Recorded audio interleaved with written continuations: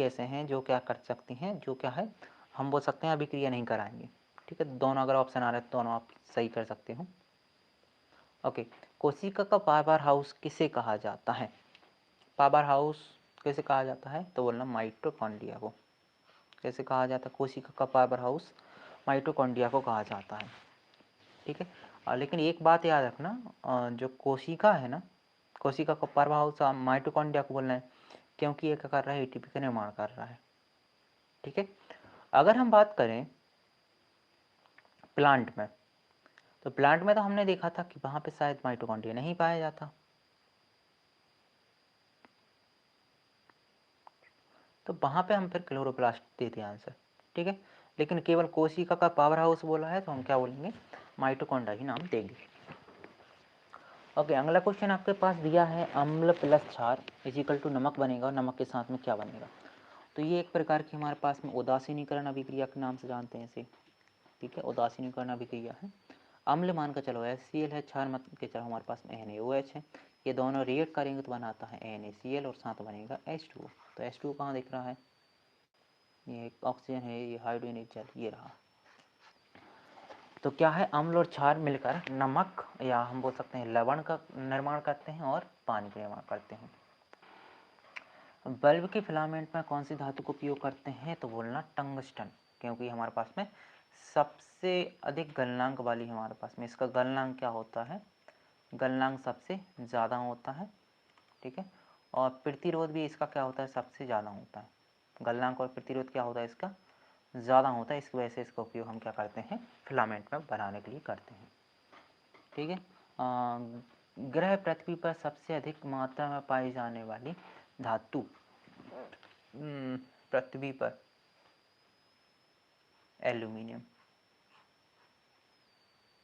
ठीक है,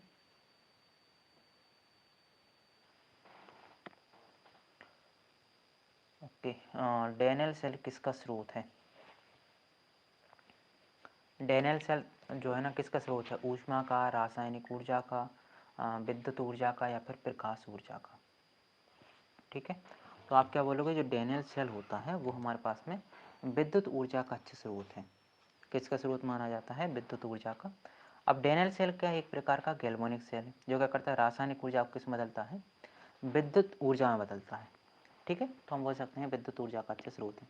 अगर ये पूछते थे उसमें क्या रिएक्शन होती तो बोलते रासायनिक ऊर्जा होती है उसमें। ठीक है, ओके, प्लाज्मा में सर्वाधिक मात्रा में पाया जाने वाला आयन कौन सा होता है? प्लाज्मा में सर्वाधिक मात्रा में कौन सा आयन पाया जाता है? पोटेशियम, सोडियम, मैग्नीशियम, कैल्शियम, कौन सा है? ठीक है, तो हम बात करेंगे, जब भी हम बात करेंगे प्लाज्मा में सर्वाधिक मात्रा में पाए जाने वाले आयन की, तो सबसे पहले याद होना चाहिए सोडियम को।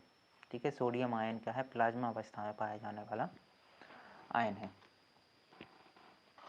दाब के SI मात्रक की बात करें अभी हम, तो दाब के SI मात्रक क्या है, पास्कल है। ठीक है, जूल किसका है तो बोल सकते हम शक्ति का है ना, या फिर हम बोल सकते हैं ऊष्मा का है। अगर हम बात करें न्यूटन किसका है तो आप बोलना जो बल होता है, बल का है। जो बार होता है ये भी दाब का होता है, लेकिन SI मात्रक की बात करें तो पास्कल SI मात्रक इसका। ठीक है, पाचन तंत्र में सबसे अधिक अवशोषण कहाँ पे होता है, छोटी आंत में, क्योंकि यहाँ पे बिली जैसी संरचना हाथ पाई जाती है, जो क्या करती है, सतह प्रदान करने का काम करती है। प्रकाश का वेग अधिकतम कहाँ पे होता है, वायु में। ठीक है, और वायु से भी अधिक कहाँ पे होता है, बोलना निर्वात में। भाप का तापमान पानी की तुलना में अधिक होने से वह अधिक ठंडी होती है, अधिक दाब देती है, अधिक जलन देती है, कम ऊष्मक होती है। तो क्या होता है, अधिक भाप का तापमान पानी की तुलना में अधिक होता है। अधिक होता है मतलब क्या, वहाँ पे अगर हमें होती है तो जलन भी बहुत ज़्यादा होती है भाप में। ठीक है, और कौन सी विटामिन रक्त के थक्के बनाने में सहायता करती है तो विटामिन के। और आयन की बात करें तो कौन सा आयन करता है, कैल्शियम आयन। ठीक है, अगर प्लेटलेट्स और क्या होती है हमारे पास, जो प्लेटलेट्स होती हैं, ये प्लेटलेट्स भी हमारे पास में रक्त का थक्का जमाने में मदद करती हैं। एंटीबॉडी बनाने का काम कौन करता है तो बोलना RBC WBC करता है। ठीक है, RBC का काम होता है O2 को ले जाने का काम। ठीक है, प्लेटलेट्स का काम अभी बताया था, जो रक्त का थक्का जमाने का काम होता है। जो हार्मोन होते हैं वो कई प्रकार की क्रिया कराने में मदद करते हैं। मनुष्य की आंख में प्रकाश को नियंत्रित कौन करता है? तो प्रकाश को नियंत्रित करने का काम कौन करता है? प्रकाश को नियंत्रित कॉर्निया रिफ्लेक्ट करती है। जो पुतली होती है रेटिना और लेंस, तो यहाँ पे केवल पुतली दिख रहा है तो हम बोलेंगे पुतली जो है ना प्रकाश को नियंत्रित करती है, कम जाए या फिर ज़्यादा जाए। अगर हम बात करें कि पुतली को कौन करेगा नियंत्रित, तो बोलना आइरिस। ठीक है, जो आइरिस होती है वो पुतली को नियंत्रित करती है, और पुतली किसको नियंत्रित करती है? पुतली प्रकाश को करती है। ठीक है, तो याद रखना आइरिस पुतली को नियंत्रित करती है और पुतली क्या करती है? प्रकाश को नियंत्रित करती है। कौन सी गैस लौ को बुझाने में सहायक होती है? ठीक है, तो बोलना CO2। फल पकाने में सहायक हार्मोन कौन सा होता है? Cytokinin, auxin, abscisic acid, ethylene. तो एथिलीन एक प्रकार का गैसीय हार्मोन है, एक बात ये और याद रखना। ठीक है, और वैसे अगर हम कृत्रिम रूप से फल पकाने की बात करें तो हम कार्बाइड का उपयोग करते हैं। ठीक है, कार्बाइड का उपयोग करते हैं। इसमें कौन सी गैस बनती है? एसिटिलीन गैस बनती है, वो काम करती है कृत्रिम रूप से पकाने का। लाल रक्त कणिकाएँ कहाँ बनती हैं? बोलना अस्थि मज्जा में बनती हैं। समाप्त कहाँ पे होती है? बोलना जो प्लीहा नामक संरचना है अब वहाँ पे, इसे हम कब्र बोलते हैं।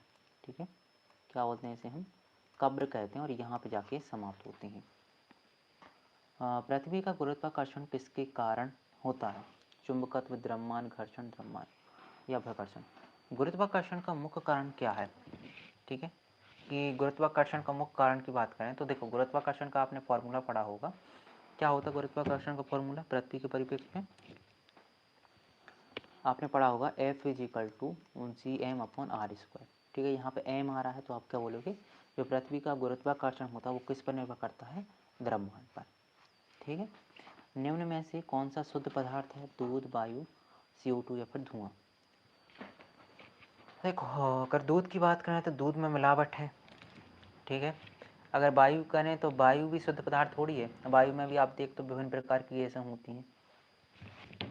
ठीक है, अगर आपने धुआं की बात की तो धुआं भी गैसों से बना होता है, लेकिन जो CO2 होता है इसमें हमारे पास निश्चित अवस्था में जो कार्बन है और CO2 इनकी निश्चित मात्रा होती है, यानी हम शुद्ध पदार्थ मान सकते हैं। ठीक है, तो ये कैसा हमारे पास में CO2 शुद्ध पदार्थ की कैटेगरी में आएगा। वनस्पति में जड़ दबाव किसका परिणाम होता है? सक्रिय परिवहन, विसरण, परासरण या फिर बाष्पोत्सर्जन। ठीक है, वनस्पति में जो भी हमारे पास पेड़ पौधे होते हैं उनमें जड़ दबाव किसका परिणाम होता है? तो क्या बोलेंगे? जो हमारे पास परासरण है, ऑस्मोसिस है, ये इसका परिणाम है। ठीक, याद रखना जो विसरण होती है इसमें हमारे पास में कोई भी झिल्ली वगैरह की ज़रूरत नहीं होती सेपरेट करने के लिए। ठीक है, जबकि परासरण में हमें एक झिल्ली की ज़रूरत होती सेपरेशन के लिए। ठीक है, पेनिसिलिन की खोज किसने की थी? पेनिसिलिन की खोज किसने की थी? फ्लेमिंग, पाश्चर, डार्विन या फिर एडवर्ड जेनर। जो एडवर्ड जेनर है ना, इन्होंने किसकी खोज की थी? इन्होंने चेचक की खोज की थी या फिर पेनिसिलिन की खोज की थी। बताइए क्या होगा इसका आंसर?